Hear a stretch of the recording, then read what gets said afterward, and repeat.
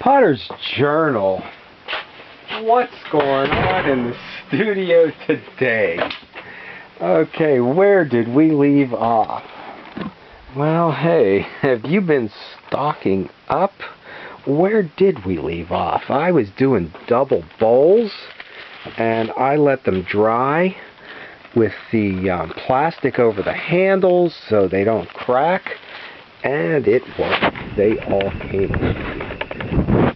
Okay, where did we leave off? I think I unloaded a kiln with the face jug, and this time he had an earring, so we've tried that out. Alright, there's something new, except the ear on a jug fits different than the ear on a face, so maybe we need these dangly ones so that it'll face forward. I don't know, we'll try that out. But I found a bunch of old earrings in a box, and that got me thinking. What about these face mugs that I've made in the past? What about these guys? If I put an earring in them. Okay, so what's going on in the studio today? We are going to make face mugs with the earring in. Okay, let's see what's going on in the studio today. And these guys have up to 21 parts. Let's see, this TV's making too much noise. These guys have up to 22 parts. They did come off without needing trimmed off the wheel, but sometimes if there is just a little bit there you missed, you can get it with a rib. Okay, before rounding that off. And if you find yourself with a lot of extra studio time, and maybe no market, you can make some pieces that maybe take a little extra time. Things like the face mugs, things like the beaded jugs. Okay, I put a mark where I think the eyes should be, not on a face, but on a mug, and where the mouth might be. And a bit of slip, but it starts with, okay, part number 1 and 2, the white part of the eye, little round ball of clay. We will roll, and you can't even see that being done, about the size of a pea, and then shape it into about a jelly bean, and then flatten it out a bit, and then take an even smaller piece of clay. Okay, for the iris, let's see, about like that, and then roll that into a little ball of clay and flatten it out. Okay, so, and put the two together, and we've got part number 1 and 2, and if you put that on both sides, that's 3 and 4.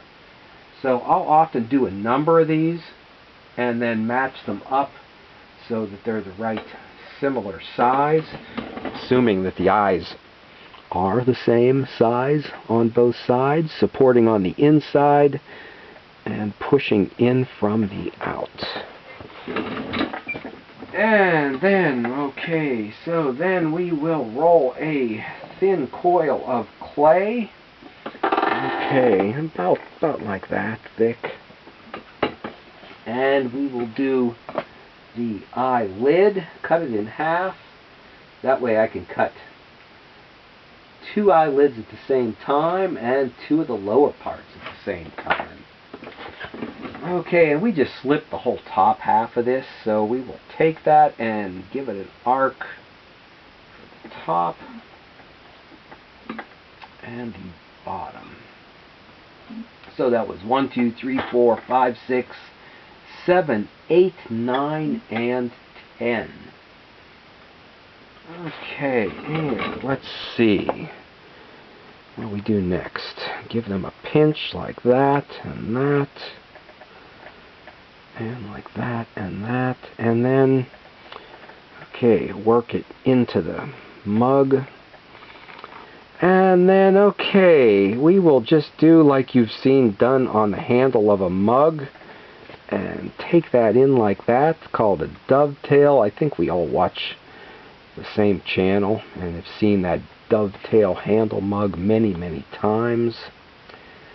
I will have to say, though, I was sorry to hear some possible not well thought out medical, social commentary there this week.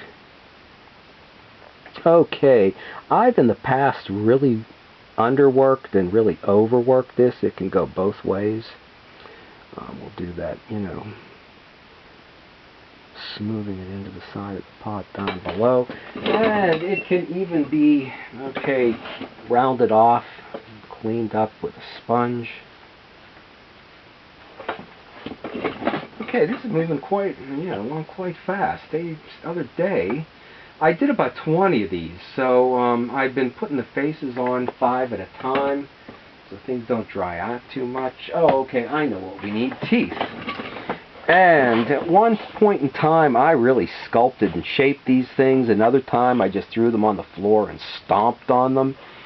But I've just been kind of breaking them into matching teeth size parts. This is the hobby ceramics that was cast in molds that was never used, busted up to make the teeth. This is the same thing I use for my slip, which probably isn't advisable.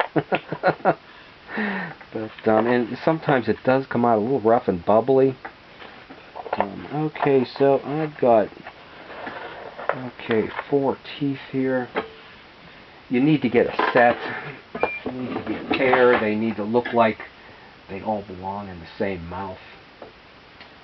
Unless you think otherwise, they can be done that way.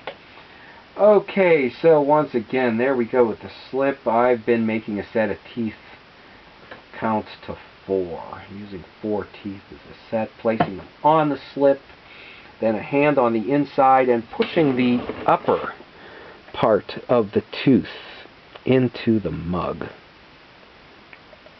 And this is just what's going on in my studio today, so I don't know, maybe someday I will do this so you can actually see it being done. Okay, and then the coil for the lips is a bit thicker and heavier than for the eyelid and the lower part of it.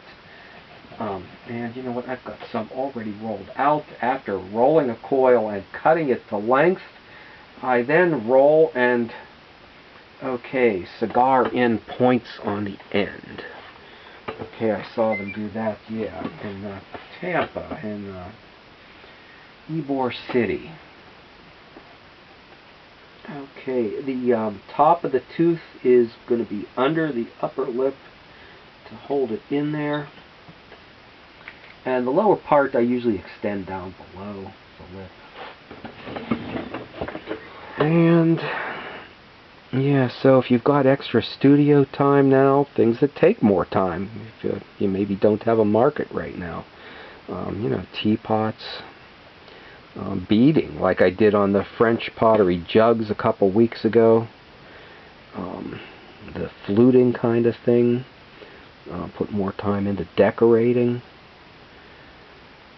Okay, and I was smoothing the whole lip into the mug, but I've been leaving this and this a little looser this time around, and I think it's going to work out just fine, because I do go like this as well to push it into the side of the pot. And let's see, I have been using a sponge too to help connect that and make sure it's firmly attached. The first time, and I think I just gave him a mark where he shouldn't have one. the first time, I don't think I did this part of the lip. But since I'm not smoothing it all in, that, okay, also helps firmly attach it to the mug. And a face mug doesn't have a nose. They don't need one. Okay, what is next? 1, 2, the handles, which I roll, okay, a carrot-shaped coil, and then I will flatten it out. Give it a turn, flatten it, maybe give it another turn, and okay, make sure that it's not bumpy and lumpy. And I put a ridge, wetting my fingers down the center.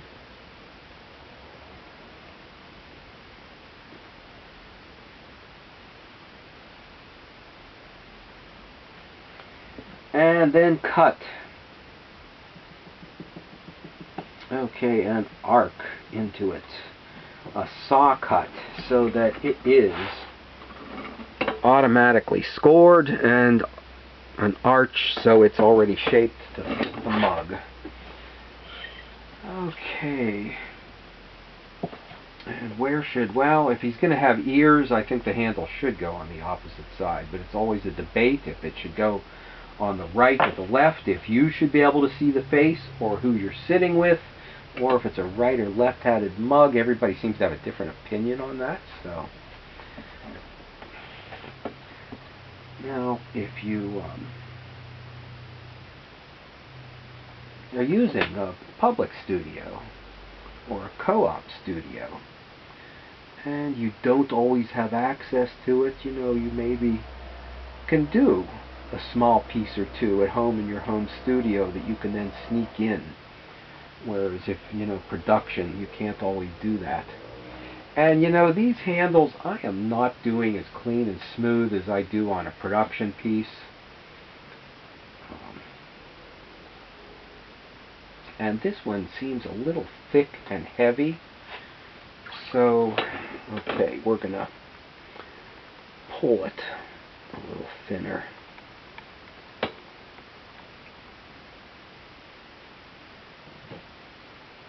And I don't always do the dovetail thing.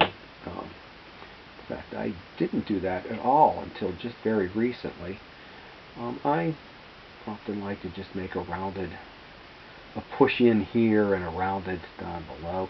And this is when you can come back and, okay, push this in and clean it up. Because putting it on, it often gets bumped and hit, and this is when you clean that edge up, round it evenly into the side of the pot, a nice swipe up above and below, and the same on the other side. And if it is a fat, thick handle, sometimes just doing the edge thinner can give it more elegant, refined look. Okay, and let's see, he is done. Oh no, wait, this is where the ears come. Okay, so I tried some that were a little bigger, but I think I like them smaller better. Now, if you're taking a class and you don't have access to studio space, well then that's when you should have a potter's journal. Okay, so round ball, we'll jelly bean shape it and then flatten it and cut it in half.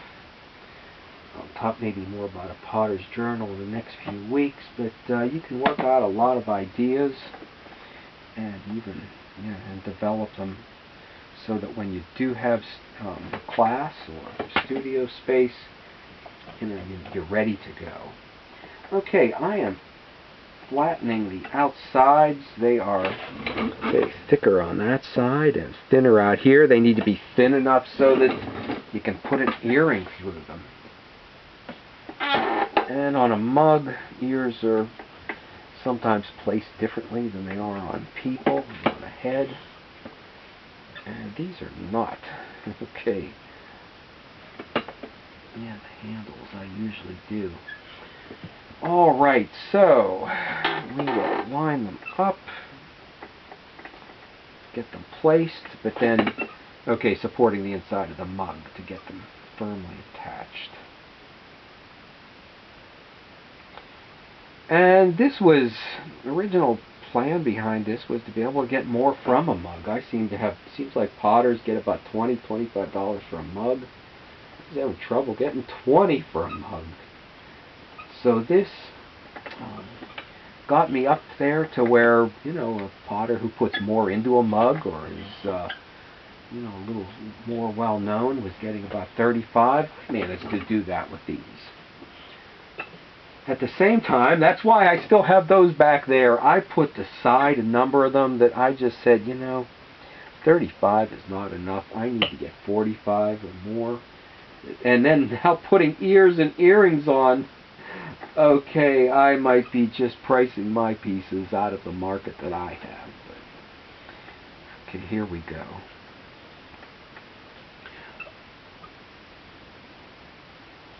Okay, the hole I will put through after it stiffens up a bit. And I will go over all of this with a sponge a bit.